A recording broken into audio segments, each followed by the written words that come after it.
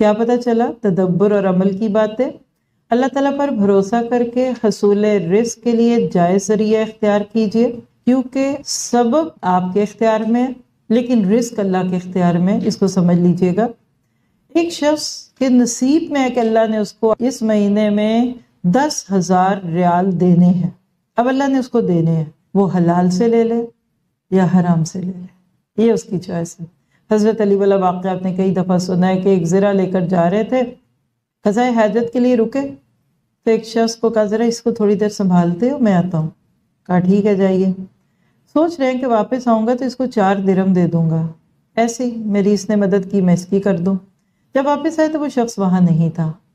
قریب ایک دکان سے پوچھا ادھر کوئی بندہ، کوئی کچھ، کوئی زرہ تھی؟ کہیں گا ہاں ایک شخص میرے پاس ایک زرہ بیچ کے گیا۔ دیکھی تو انہی کی زرہ تھی۔ کہا کتنے کی بیچ کے گئے؟ کہا 4 درہم کی، کیونکہ مال مفت دل بے رحم، جیسے آج ہم پڑھیں گے حضرت یوسف کو بھی بیکار سمجھ کر سستا سا بیچ دیا گیا۔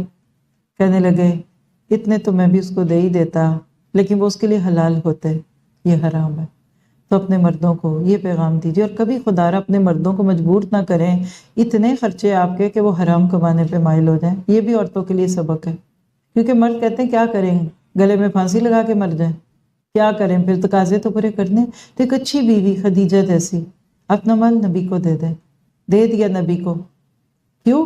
اس لیے کہ خواتین کی جتنی ضروریات ہوتی ہیں نا، اگر وہ اپنے پاس موجود مال کے 15-20% میں پوری کر لیں اور باقی چیزیں چھوڑ دیں آگے اللہ کے رستوں میں، اور شوہروں کو کہیں کہ آپ آسانی رکھیے، آپ تھوڑا سیکھیے، پڑھیے، آپ کوئی کام کر لیں، کبھی موقع ہے تو جہاد پہ چلے جائیں، ہم گزارا کر لیں گے، تو انشاءاللہ ان گھروں میں زیادہ سکون ہے۔ 80-90% جھگڑے لڑائیاں ہمارے گھروں میں پیسے کی وجہ سے ہوتے ہیں۔ مردوں کی بیچاروں کی اوقات نہیں ہے اور عورتیں مانگ رہی ہیں، یا وہ دینا نہیں چاہتے، مرد بھی کبھی کنجوس ہوتے ہیں تو عورتیں کہتی ہیں کیا کریں، پیسہ پیسہ پیسہ۔ مجھے اس وقت امت مسلمہ کو دیکھ کے ایسے لگتا ہے کہ ہمارا جو فوکل پوائنٹ ہے، جو وچ ہے نا، وہ منی بن چکا ہے۔ یہ پارا آپ کو یہی سکھا رہا ہے کہ اس سے ذرا نکلیے۔ اگر دنیا کی کسی نعمت کا نہ ملنا آپ کو بے چین رکھتا ہے تو کثرت سے استغفار کریں۔